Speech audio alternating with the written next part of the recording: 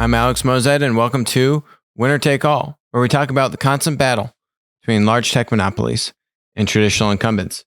It's 2021. I hope everyone had a great new year and is excited about what's to come. The news that happened over the holidays is that Peloton acquired this company called Precor for $420 million. You can see here. Precor was owned by a Finnish conglomerate called Amur Sports, which is, I guess it's a conglomerate based out of Finland. It owns, Precor was one business unit within, inside of this company, which makes a lot of tennis rackets and a bunch of other kind of sports and fitness related equipment. Peloton bought this, and I think there's two reasons behind why they bought it. Overall, I actually really like the acquisition. Peloton, despite them using the word platform, I think 90 plus times in their S1, it's not a platform business. They have their own connected bike equipment. They have their own, instructors that help you on your live streams and so on and so forth. But it doesn't have that consumer, that producer, that two-sided marketplace type relationship. There isn't an ecosystem of all these different third-party creators or something of the sort. I mean, maybe they could go in that direction, and they are trying to dabble with things, but they aren't at kind of that platform status, despite using the word all over their S1. Anyway, I really like this acquisition because, Peloton will say part of the reason is to bolster their domestic manufacturing, because Precor it's a company based out of Massachusetts, and they have, I think, a couple of manufacturing facilities in the U.S. Peloton's been having delivery issues. This could potentially help Peloton bring more of their manufacturing into the United States. And then the other thing is that Precor makes a lot of fitness equipment for gyms. If you think about what is Peloton's trajectory, are they just going to have a cycling bike, or are they going to have other connected equipment, right? We've seen Mirror get acquired by Lululemon, which I'll come back to here in a second. But we've seen other kinds of this connected sports equipment come into fruition. And so to me, what's exciting about this is it opens up the opportunity for Peloton to say, hey, how else could we bring this connectivity, this kind of digital experience coupled with, the physical equipment? How can we kind of bring these things together? And Precor will give them a great mechanism to try to deliver on that, because Precor is already making a lot of other kind of high-end machines. We'll see where this goes. $420 million. It's not a big acquisition by any means for Peloton. But I think, it gives them some kind of immediate synergies. Peloton market cap, $44 billion. So this is less than 1% of their value on this Precor deal. But if Peloton can start, instead of kind of being a one-hit wonder with, the bike, be interesting to see if Peloton's able to now have multiple different connected machines that, are kind of standalone high-end pieces of equipment that the consumer would want to buy. And Precor helps them break into more of the commercial, the gyms, the hotels industries as well. Anecdotally, I've had friends that are using Peloton, and if you do anything in life over and over to the extreme, it's not good for you, right? So if all you're doing is cycling all day long, you can get injured. And I've had friends who have gotten injured or who have pulled things in their back, and it's not anything really against Peloton, but it's just, if that's all you're doing and all you're doing is riding the bike, you can be more injury prone to that. So to me, it makes sense for why Peloton wants to diversify, get into other product lines. And this seems like a relatively inexpensive way to do it. The interesting thing going back to this acquisition, though, is that it's a win in part for American manufacturing. I'm big on American manufacturing. I'm big on bringing, manufacturing back to the United States. This company, yes, it was owned by a Finnish company, but it was actually just owned by this investor consortium made up of Tencent, Okay, everyone, they own WeChat and a bunch of other, platforms. Tencent, tech monopoly out of China. Anta Sports, another Chinese company. Fountain Invest Partners, a Chinese investment firm. And then those are the main partners. And then there's this Animared Investments. I don't know how to pronounce it, but that one is actually the only non-Chinese owner out of Finland. And that one is actually owned by this Canadian billionaire named Chip Wilson, who is the founder of Lululemon, who, interestingly enough, Lululemon bought Mirror. But Chip has not been involved in Lululemon for a while. Fun little story on Chip. I had to go look this up. It's not that easy to find, but I'm a big Atlas Shrugged, Ayn Rand guy. So is Chip. And in his later years, after founding Lulu, they were effectively trying to kick him out of the company because I guess one of his last acts was he made these bags that when you would check out from Lulu, they said, "Who is John Galt?" on them. So, I mean, if you could imagine him doing that today, God, he would be gone faster than just about any cancel culture we've seen. That would certainly take the cake for Chip. But he did this maybe 8 years ago or 9 years ago, and I found the article on it. This is how the media, even back then, this is 8 or 9 years ago, portrayed this just what a vile act that Chip had to support Ayn Rand and objectivism and these kinds of theories. And the title here is "The Lululemon CEO Wilson Knew It Was Time to Go." And it basically goes on to say that, he founded the company in 1998. He stepped down as chief innovation and branding officer on January of 2012. At that time, it had a $9 billion market cap. And they do have a little photo here of who is John Galt on the Lulu bags. I'd say that's pretty awesome. It's actually very endearing to me of the brand and, I guess what it used to stand for. Maybe some people inside the company do. I don't know, but they're certainly not doing these bags anymore. I can tell you that much. They addressed the bags. This was, I guess, their spokesperson saying they were well-intentioned but poorly executed. Not really, what Chip was trying to accomplish was saying if John Galt had actually scorched the earth of all businesses, the kind of company that would be rebuilt to serve the needs of society and of the shareholders, Lululemon tries to be that company. I mean, come on, man, just own it. It's a great book. If you haven't read the book, I highly recommend the book. It is Ayn Rand's, seminal novel, marking the I think it took her 10 years to write. This woman came out of, Soviet Russia, came to the U.S. in the, in the first half of the 20th century.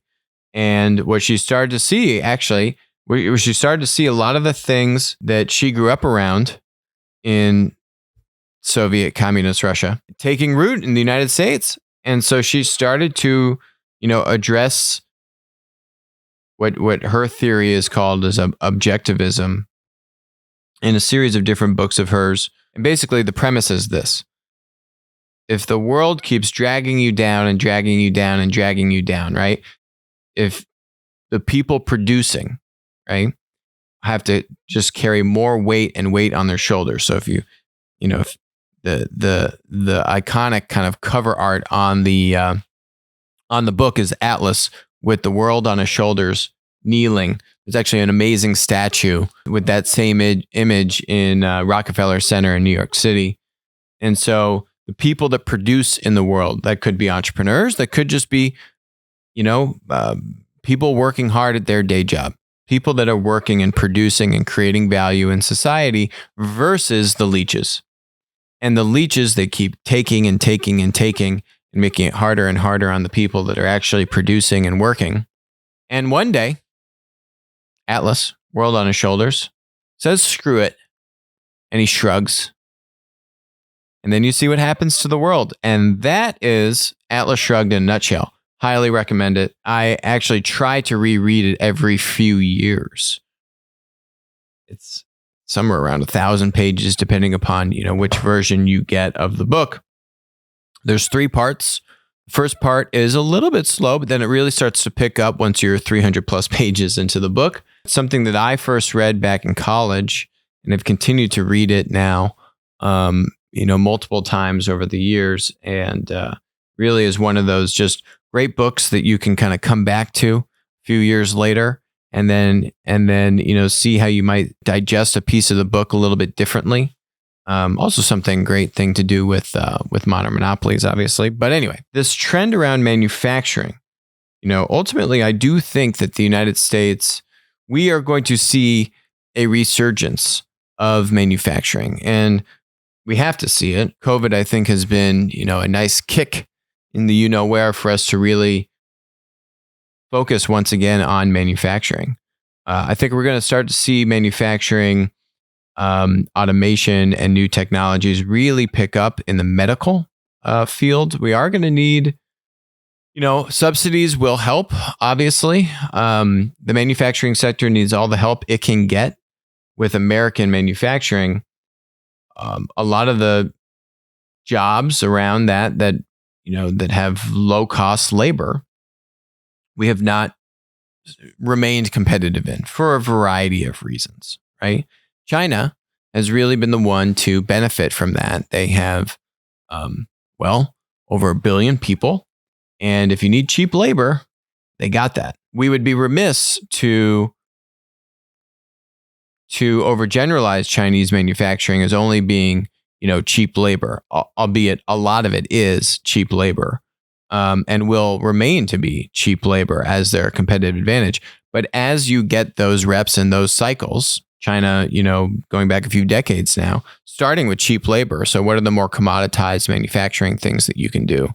And then you can, start to innovate, and you can start to introduce technology to the manufacturing process, right? Foxconn, yeah, they got millions of people making iPhones, but it's not just the fact that they got millions of people as to why they are pretty much one of the only, if not the only manufacturer that can do what they do at the scale that they do it for Apple. There are reports that like Foxconn factories that they promised to make in the United States are empty. And, a lot of these Chinese manufacturers that have promised to invest in the U.S. and bring jobs here, actually, a lot of that hasn't come to fruition. That is the rumor. But what is confirmed is what has gone on in Italy as it relates to manufacturing. Got a couple articles here, which is, this one is from 2014, January 2014, Fashion Network magazine, made in Italy by Chinese workers. And then I got another article here from the New Yorker from 2018, Chinese workers who assemble designer bags in Tuscany. Both of them are actually touching on somewhat the similar thing, which is that China has shipped hundreds of thousands of people to Italy to make made in Italy designer goods. Actually, both of these articles center around this town called Prato, or a city 15 miles northwest of Florence. And the first significant wave of Chinese immigrants arrived in the 1990s, right? So we're talking decades here that this has happened. But if you remember, when COVID first hit, the United States, actually COVID didn't spread to the U.S. initially from China. And actually, the way it got into the U.S. was it went actually to Italy, okay? Because of these workers, went to Italy. They got hundreds of thousands of Chinese that are going back and forth. Remember, those flights didn't shut down. China kept those flights going. Meanwhile, they shut down domestic travel inside of China. And Italy also didn't block the flights. That's on them. And that's actually how it got to the U.S. It actually came through Europe. COVID, right? It went from China to Europe to the U.S. And we were much slower to close the borders with Europe than we were with China. So anyway, reason I bring this up is we're going to go a lot deeper over this episode and coming episodes, looking at the state of manufacturing and how do we bring manufacturing back to the United States. There's a lot of stories in these articles. I'll summarize this because they get pretty long. But basically what it's saying is that, not only were these Chinese workers coming in illegally, if you look at the two articles, the article from 2014 says that there was,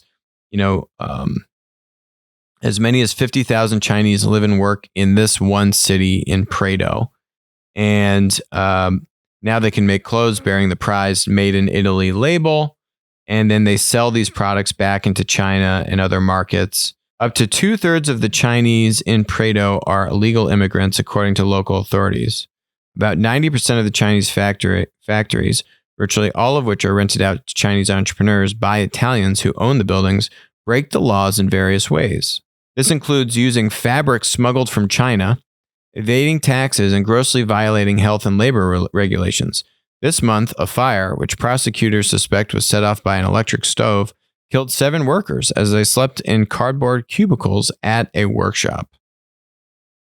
Yikes. This was 2014, this article, right? Now, you read the New Yorker article from 2018, then they say only 10% of the workers. So it went from 2/3 4 years prior to down to 10% of the workers are now considered illegal in the New Yorker article. The New Yorker article goes much deeper into that actually there was a ruling against the Bank of China last year as the result of an investigation by the Italian Finance Ministry into $5 billion worth of questionable money transfers. The Bank of China, whose Milan branch had reportedly been used for half of them, paid a settlement of more than $20 million. Many of the transfers, the authorities said, represented undeclared income from Chinese-run businesses or money generated by the counterfeiting of Italian fashion goods. In Italy, these sorts of investigations are often more show than substance. But they actually prosecuted it and won a settlement. And so what the article goes on to say is that actually, the Italians got the double whammy because there's stories in these articles about Italian craftsmen and good, small boutique goods manufacturers that were put out of business because they couldn't compete with what the Chinese factories were cranking out with, illegal Chinese labor. So that's the first, whammy. The double whammy is that then the Chinese would basically import all their own infrastructure. So they would, use their own banking system. They would use their own restaurants, their own local businesses. They would basically have their own communities all amongst themselves. So these populations were not, this was 2 or 3 years ago, assimilating. And they've been there for 20 plus years. We're not assimilating into the Italian community. Many of them just, who have lived there for 10 plus years, never learned Italian because they didn't need to, right? It's kind of it's like a bubble. They're not paying taxes. They're not, relying on other local Italian businesses. They are kind of say like terraforming. They are bringing, they're bringing all their own stuff. And they are sending money back to China and not paying taxes. And so, Italy, the Italian factory owners, they're benefiting from this. But otherwise, people are losing jobs and the local businesses aren't getting any benefit. So that's the double whammy. And this article goes, pretty in depth. And this was before everything has gotten so partisan around China. These articles, if you look farther back, you'll find a little bit more objective journalism on these kinds of things. So this has been the trajectory of Chinese manufacturing over the years, right? Cheap labor. Now, we are seeing them invest successfully in high-tech manufacturing. If we see what they're doing militarily or with the dragnet of, the Great Firewall, their Huawei, all the different things technologically that they are investing in, right? So you can't just regard them as a cheap labor manufacturing competitor, but they certainly do have that in their arsenal and have now been making aggressive investments into factory and manufacturing automation. If you look at the natural trajectory of where marketplaces end up. So product marketplaces, let's talk Amazon, let's talk Alibaba. If you look farther out, right, and you look at Amazon's trajectory. A lot of these marketplaces, they start out catering, their supply comes from third-party sellers. Those could be boutique retailers. Those could be, individuals just kind of playing kind of product pricing arbitrage. There still are a bunch of sellers on Amazon that are buying off of Alibaba. So they're sourcing stuff from Chinese factories, buying it off of Alibaba, and then reselling it on Amazon.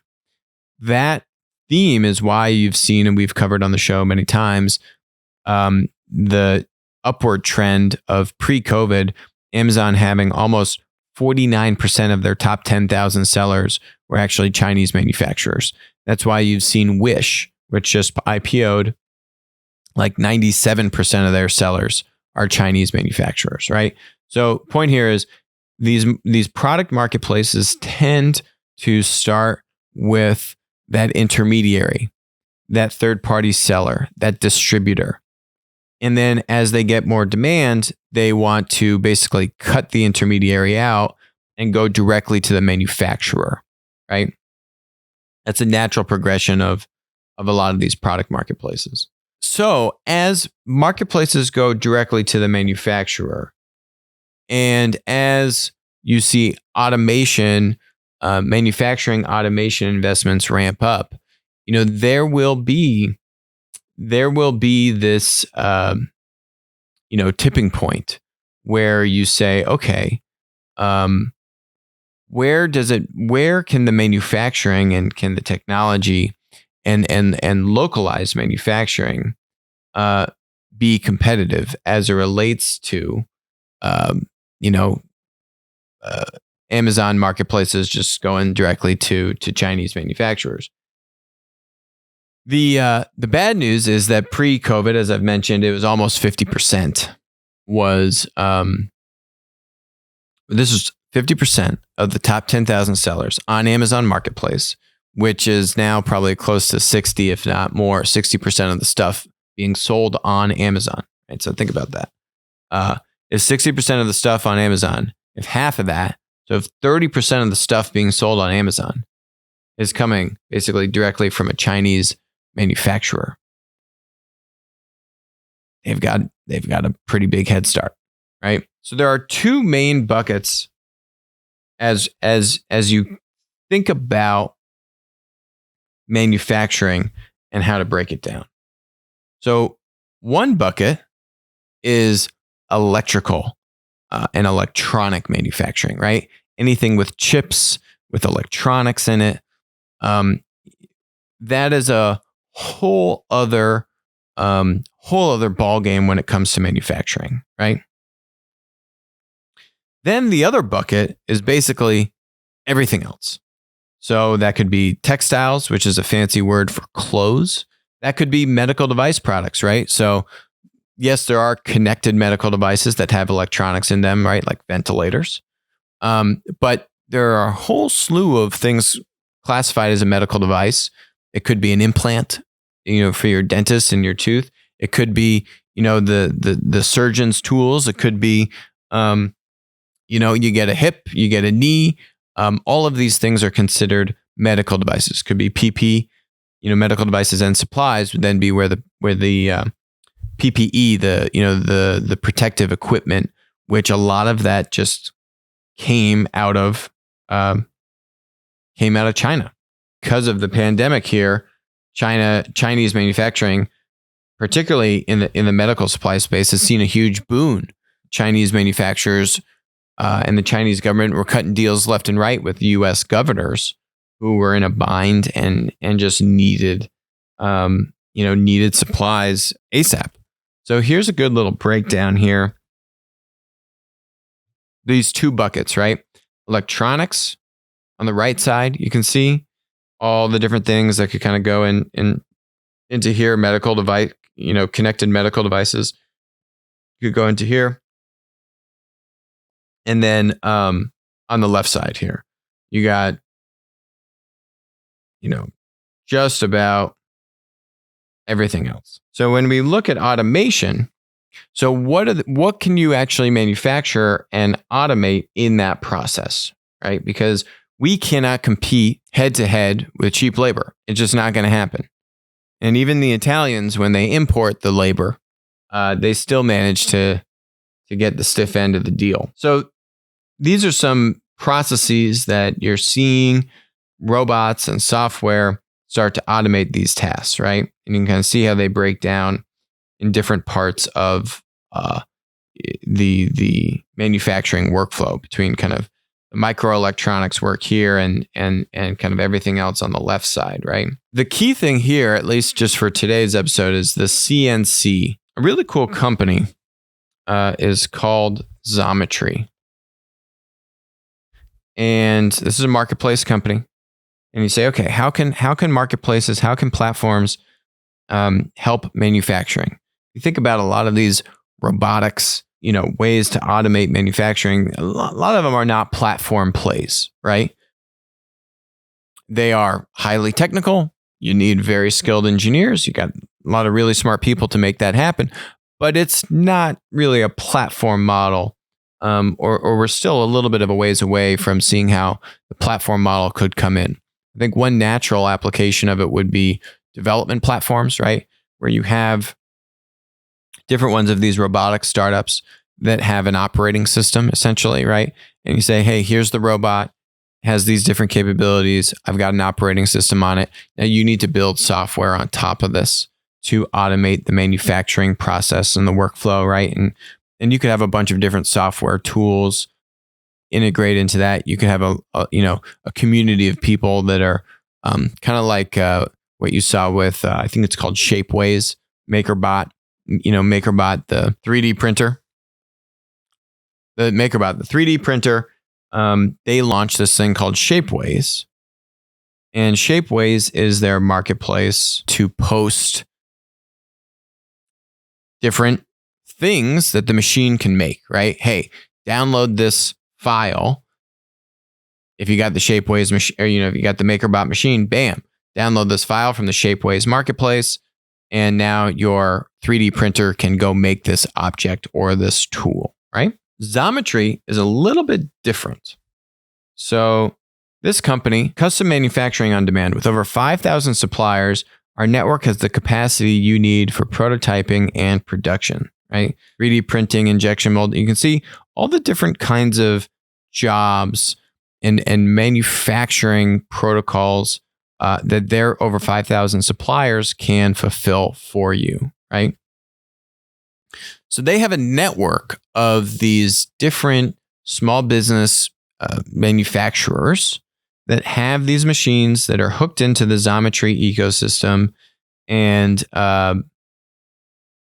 now, if you need a tool made quickly, if you need you're prototyping some tools, right? You can kind of have these fast turnaround, customized products cranked out for you, kind of small batch jobs, as opposed to, right? That's the other kind of part about competing on manufacturing, right? There's the kind of tooling and prototyping and planning phase, right? And then there's the, okay, let's ramp manufacturing at scale. Those are also two very different workflows. This is more so focused on the former rather than the latter. Whereas, typically a lot of kind of startups that you talk about for robotic automated manufacturing are focusing on, okay, how am I going to scale manufacturing and crank out thousands and thousands of units every day? And I've got these robots that can automate all that and et cetera, et cetera. So this is, this company is focusing a little bit differently on this, but it's a marketplace. It's in the manufacturing spectrum. They've raised about $200 million, founded out of Maryland. Very cool company. They just raised another $75 million in September of last year, 2020. So you are seeing in certain areas, you are seeing marketplace businesses get into manufacturing. I think another area, and I've spoken about on the show, that we can see how marketplaces and platforms can help affect change when it comes to bringing manufacturing back to America is simply this on the demand side, right? So there's the part about this competing on price and quality. And as China ramps bottom up, where they have the more commoditized, they started with the cheap labor. I'm talking decades here. I'm overgeneralizing, right? How can they build technology to penetrate upstream? The U.S. has basically lost the downstream stuff, and they're coming more from the upstream to the downstream.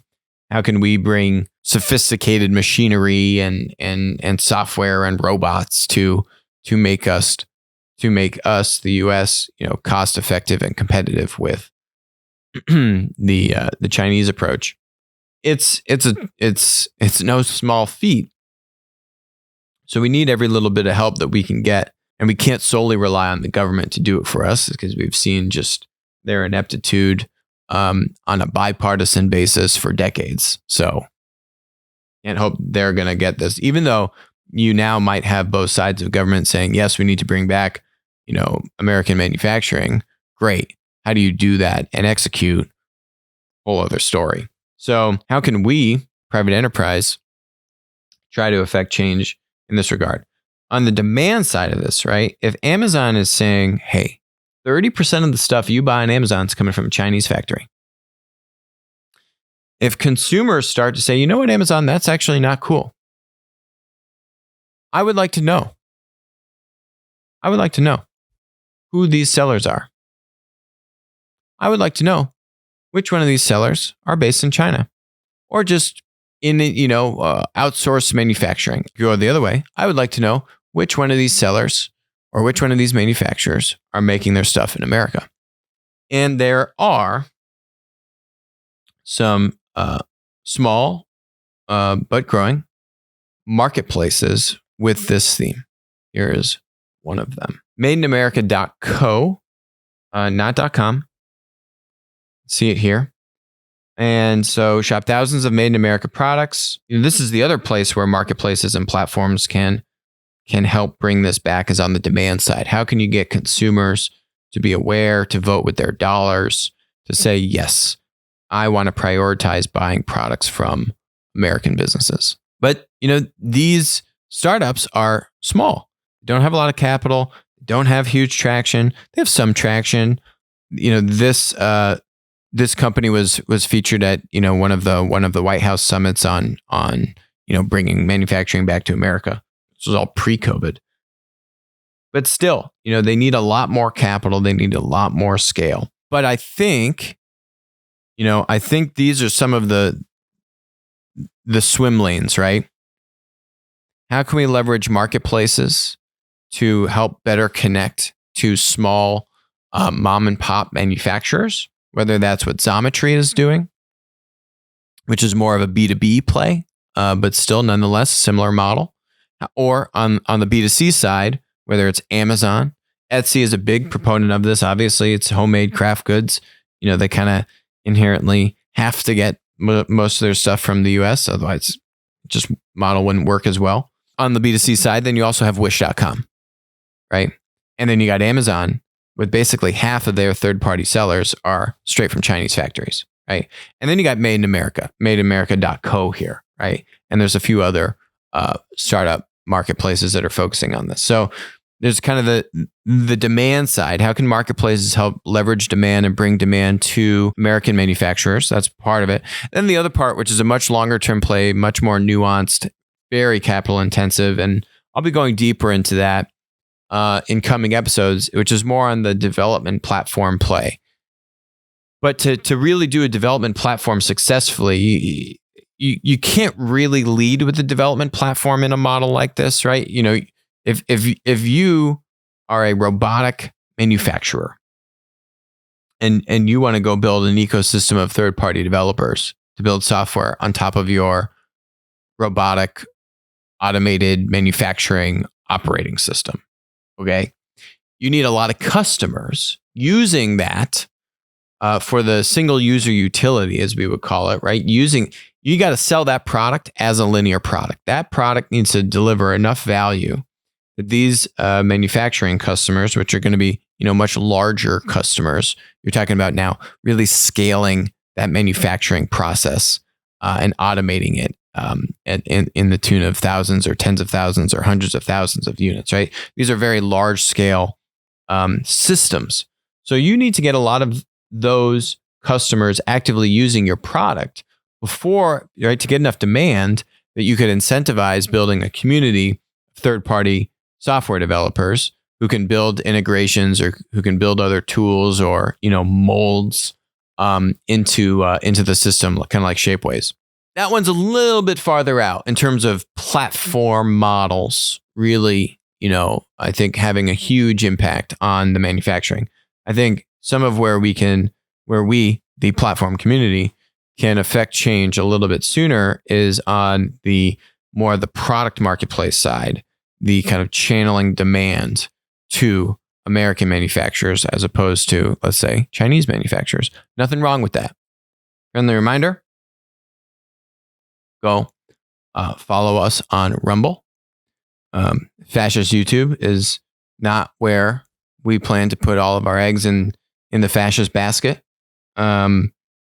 We are not okay. We do not agree with the level of content censorship going on at big tech monopolies. They still do create a lot of value in society, but they have opened Pandora's box and crossed that threshold of being objective, and they can't get out of their own way. They can't fix this problem on their own anymore. So follow us on Rumble. We're getting a lot of rumbles. We're getting subscribers, and you will find all of this content there, and then maybe some special content that we are not going to put on YouTube, but we will put there instead. So to follow up on that point about just the state of tech monopolies and censorship and so on and so forth, we're going to go to this lawsuit that was actually filed by the Texas Attorney General Ken Paxton a few weeks ago, going after Google and Facebook. And this is about this thing called Project Jedi. And so basically the gist of it is Project Jedi was a secret agreement between Google and Facebook. It basically said that Google saw Facebook's rising dominance in digital advertising. Google and Facebook at the time of this agreement, I think it was 2016, about 60% of the collective digital advertising market between the both of them. And what Google basically said is, hey, we see all these other competitors coming in here, Snapchat and Amazon and, other digital advertising competitors. So Facebook, if you don't integrate with these other competitors in the digital advertising world, right?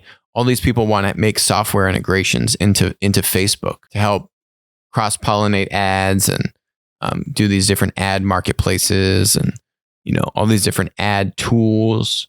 They said, hey, don't do that. Don't integrate with them. We, Google, we will allow Facebook advertisers to get preferential treatment in the Google ad network, right? So we're going to give your Facebook advertising program some special sauce. But in order to do this, we don't want you to integrate with basically Google's competitors, their other competitors. Facebook was much smaller than they are now. But they, this was only a few years ago. This wasn't 10 years ago. So Facebook still had a considerable advertising business, which has continued to grow. And they did it. And they called it Project Jedi. And they've found the documents actually showing that this was all true. And they had their lawyers, set these agreements up in such a way so that, they knew there was antitrust concern with this, but they still did it anyway. And I think that's the really interesting thing. My interview on Maria Bartiromo's show the other day, talking about the fact that these tech CEOs actually, have lost control over their ability to rein in content censorship and abusing their users' data.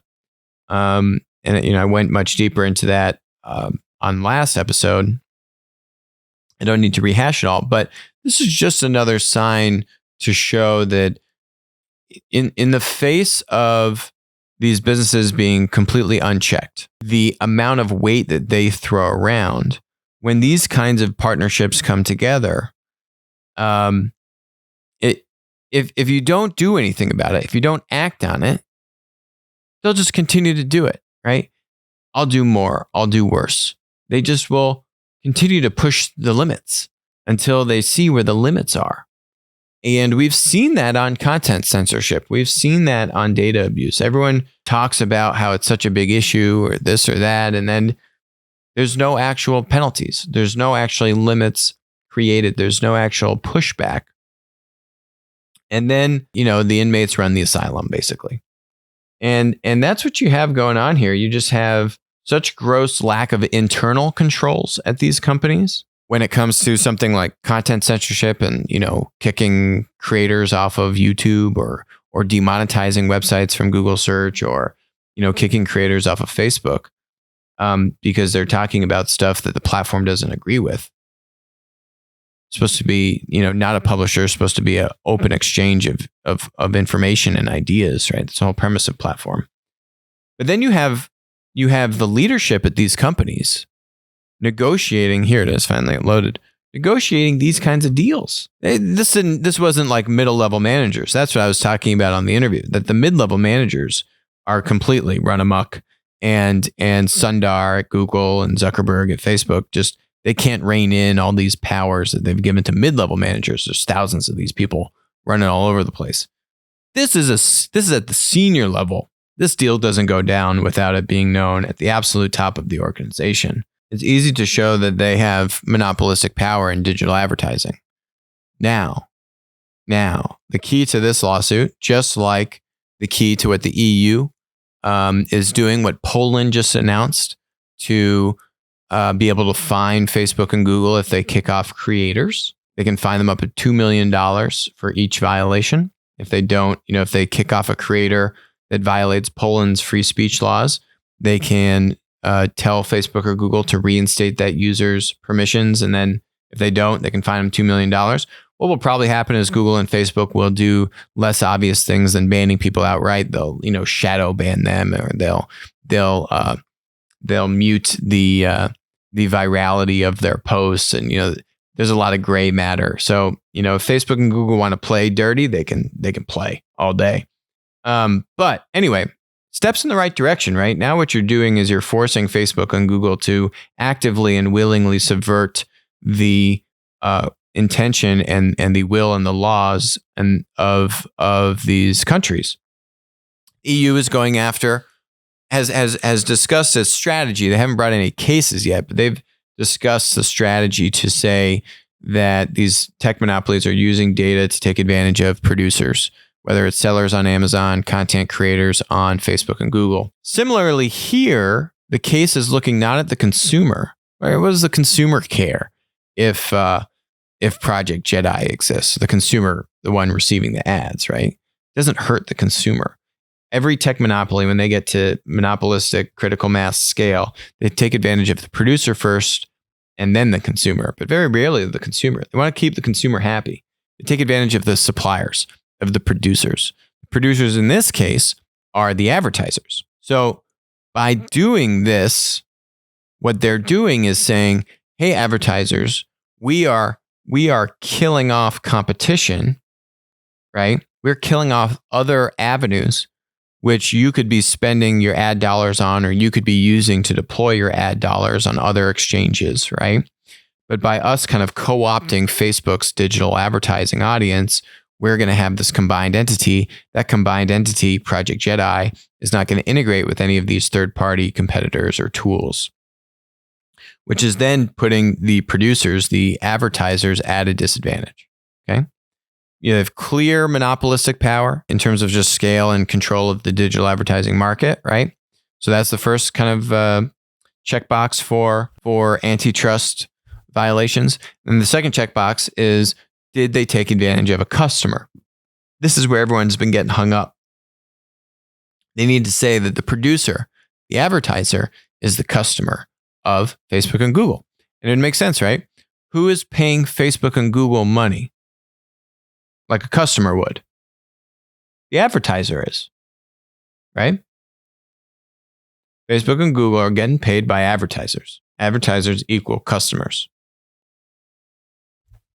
And Facebook and Google are actively working together to put their producers, their customers, at a disadvantage, and ultimately being able to drive up prices on advertising and reduce the options that they have for other avenues to spend their ad budgets.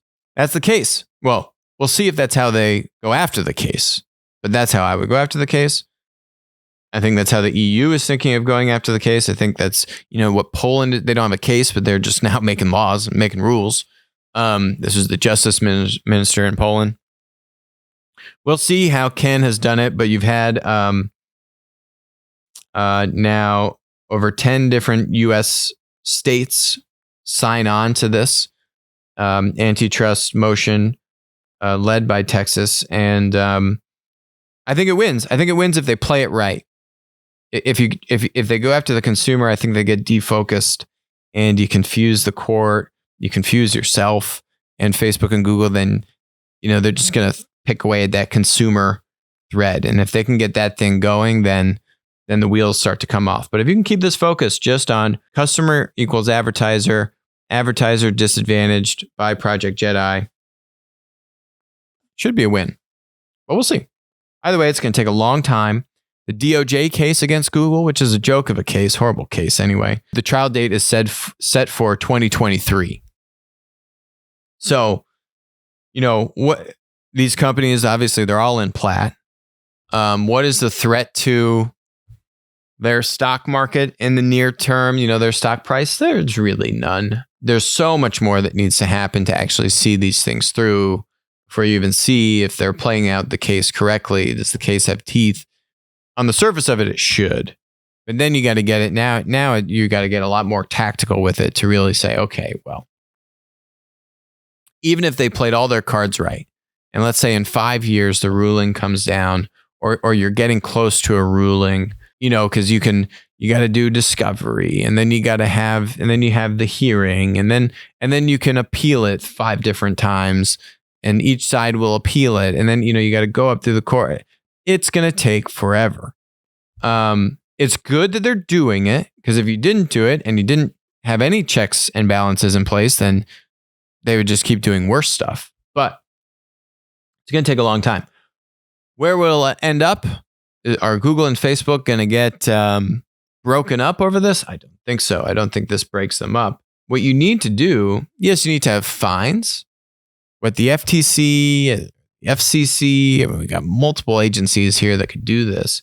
You need to start to regulate the tech monopolies individually. Right? Each one of these businesses is so unique. They're so big. They're so different. Each one of these tech monopolies needs custom guidelines and regulation, which helps regulate their operations as a business. Each one of them have different business models. Yes, they're all platforms, but we've got 8 different platform business models in the book. They've got, each of them has multiple business models just in the United States, let alone globally. You got so many people. So you can't just expect to regulate all of them with, one big ruling. But you can go in and you can start to put in protections for producers, right? Whether that's content creators on Google and Facebook, or it's also advertisers on Google and Facebook. Both of those are effectively a form of a producer to the platform. So that's really where, if you can start to first and foremost protect producers as it relates to each one of these tech monopolies, they all have different types of producer bases. YouTube has different producers than Google search. Facebook has different producers on Facebook versus Instagram versus WhatsApp versus like 10 other things that they have. So you got to start looking at these things individually. Maybe it leads to that. And if it does lead to that, again, I actually think that's a good thing.